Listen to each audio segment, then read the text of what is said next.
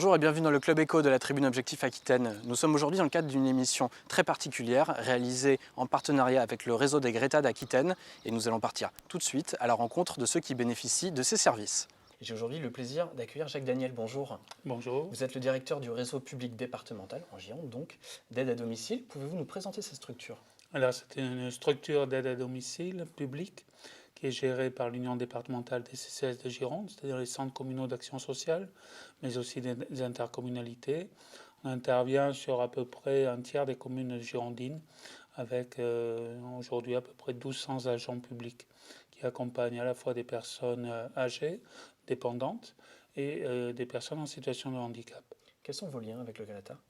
Alors, le Greta est un prestataire de formation continue avec qui on travaille maintenant depuis bientôt 5 ans et qui nous propose d'une part de co-construire des formations et de mettre en place notamment un passeport de formation qui a permis de définir un socle commun de compétences et nous propose aussi un plateau technique qui est extrêmement adapté au métier de l'aide à domicile.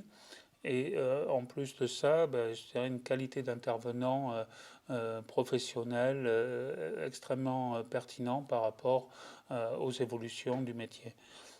L'aide à domicile aujourd'hui est un métier en plein bouleversement, puisque on se retrouve avec un passage, on va dire, d'une logique qui était l'entretien du domicile, donc faire du ménage, à quelque chose de complètement différent, qui est l'accompagnement des personnes, et notamment de publics fragiles, personnes âgées dépendantes, personnes en situation de handicap, et donc pour lesquelles il s'agit d'avoir une posture professionnelle très différente. On est dans le cadre de la formation continue. Qui en bénéficie?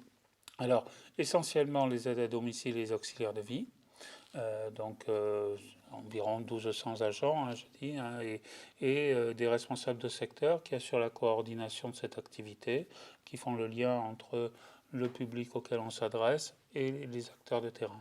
Un mot sur le financement? Qui paye ces formations? Le financement est assuré sur les budgets par le biais du conseil départemental et dans le cadre d'une convention qui lie le département et la Caisse nationale de la solidarité et de l'autonomie et qui donc permet d'avoir un financement additionnel pour permettre cette professionnalisation. Une dernière question, pourquoi vous êtes tourné vers le Greta et pas vers un autre organisme? Parce que le Greta avait, je pense, la capacité de réponse et la réactivité nécessaire. Qu'ils nous ont proposé des choses qui nous convenaient bien et que surtout ils ont fait état d'une logique partenariale qui correspondait tout à fait à ce qu'on souhaitait construire. On est dans de la co-construction, ouais. C'était important pour vous, avec en plus des équipements, des plateaux techniques voilà, de très bonne qualité. Complètement dans cette démarche-là où on peut penser des formations ensemble, on peut les faire évoluer en fonction de ce qu'ils ont déjà construit et ça nous correspond bien. Combien de personnes au total ont bénéficié de ce type de formation? Environ 600. D'accord. Et quelle est la durée moyenne? Comment se passe une formation en règle générale? Alors, une formation, ça va dépendre un petit peu de la nature des formations. On va avoir des formations de base qui vont être des formations ciblées sur les connaissances indispensables au plan réglementaire, au plan du métier. Puis on va avoir des formations qui vont être beaucoup plus pointues sur des sujets techniques.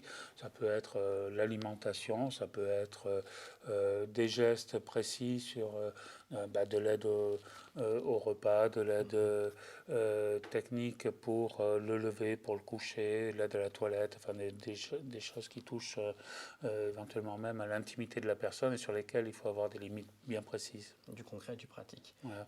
Et les durées, ça peut varier, on va dire, d'une dizaine de jours à une journée de formation, ça dépend de la nature des sujets. Jacques Daniel, merci beaucoup d'avoir participé à cette émission. Merci à vous de l'avoir suivi. Rendez-vous très vite à nouveau pour le Club Éco de la Tribune Objectif Aquitaine. Passez une excellente journée. Au revoir. Au revoir.